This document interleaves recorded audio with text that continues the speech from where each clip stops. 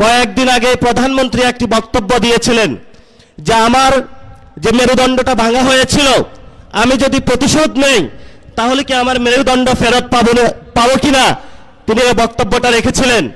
আমি সবিনয়ে মাননীয় প্রধানমন্ত্রীর কাছে জানাতে চাই, এই যে এখানে এতগুলো মানুষ উপস্থিত হয়েছে, যাদেরকে অন্ধকার প্রকোষ্ঠে রাখা হয়েছিল, যাদের বাপকে হলো থানায়, জেলায়, পুরো বাংলাদেশের বিভিন্ন কারাগারে ঘুরানো হয়েছিল, এই মানুষগুলো প্রতিশোধ চায় না, কিন্তু আমরা বিচারে বিশ্বাসী। আমরা বাংলাদেশে বিচার চাই। যদি বিএনপি সরকার বাংলাদেশে আমাদের এই মজলুম মানুষের বিচার করতে সক্ষম না হয়, ইনশাআল্লাহ 11 দলীয় জোট আগামী নির্বাচনে ক্ষমতায় গিয়ে আওয়ামী ফ্যাসিস্ট আমলের সকল গুম, খুন, নির্যাতন এবং জুলুমের বিচার বাংলার মাটিতে করবে ইনশাআল্লাহ। বিচারের দাবিতে আমরা মাঠে ছিলাম, আছি, ভবিষ্যতে থাকব। বিচার নিয়ে আমরা কোনো এক সেকেন্ডও কোনো কম্প্রোমাইজ করব না। যদি সরকার মনে করে আওয়ামী লীগে ভোট ব্যাংকে যেভাবে একটা সমঝোতা হয়েছে, বিচারের ক্ষেত্রেও সমঝোতা করতে হবে। আমরা বলবো আল্লাহর রাস্তে মাপ চাই বিএনপির ভাইয়েরা, আপনারা নির্যাতিত হয়েছেন, বাংলাদেশের সকল মানুষ নির্যাতিত হয়েছে। নির্যাতিত যারা মজলুম আছে, মজলুমদের পক্ষে আল্লাহ আছে, এই মজলুমদের পক্ষে আমরা থাকবো ইনশাআল্লাহ। লাস্ট যে কথাটা, এই যে ইলেকশন হয়েছে, আমির জামাত বলেছেন যদি সেই ইলেকশনের রেজাল্টটা মেনে নেওয়া হতো তাহলে বাংলাদেশে একটা গৃহযুদ্ধ হতো। আমরা বাংলাদেশে একটা গৃহযুদ্ধ চাইনি বলেই এই পর্যন্ত আমরা শান্তি এবং শৃঙ্খলার সাথে রয়েছি।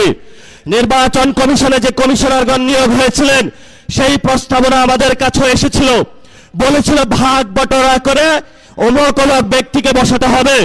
সেই সময় আল্লাহর সহায় থাকার কারণে এই সব গোপন সংলাপ আলোচনায় আমরা রাজি হই নাই। বিএনপির অনেক কমিশনার বসানো হয়েছে, বিভিন্ন বিভ্রান্ত আর্মি পার্সনকে সেখানে বসানো হয়েছে, তারা নির্বাচনে হলে ইঞ্জিনিয়ারিং করেছে। আমরা আপনাদেরকে হুঁশিয়ার করে দিতে চাই, এই অনেক কমিশনারদের এক পা অলরেডি কবরে চলে গেছে।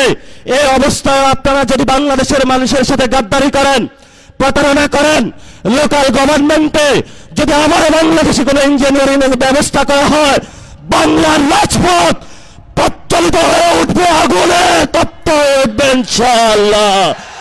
আপনারা লোকাল গভর্নমেন্টে সবাই প্রস্তুত থাকবেন ইনশাআল্লাহ। মাঠে হয়তো আমাদের রক্ত থাকবে, নয়তো বাংলাদেশের আজাদী থাকবে ইনশাআল্লাহ।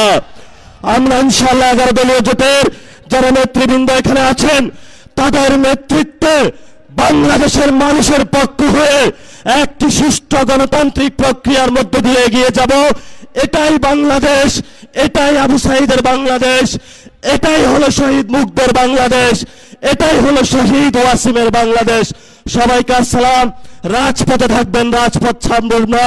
রাজপথে মুক্তির সমাধান, রাজপথে আজাদির সমাধান, রাজপথে বাংলাদেশের সমাধান, রাজপথে হলো সার্বভৌমত্বের সমাধান, রাজপথ হলো ইসলামকে সার্বভৌমত্ব রক্ষার সমাধান।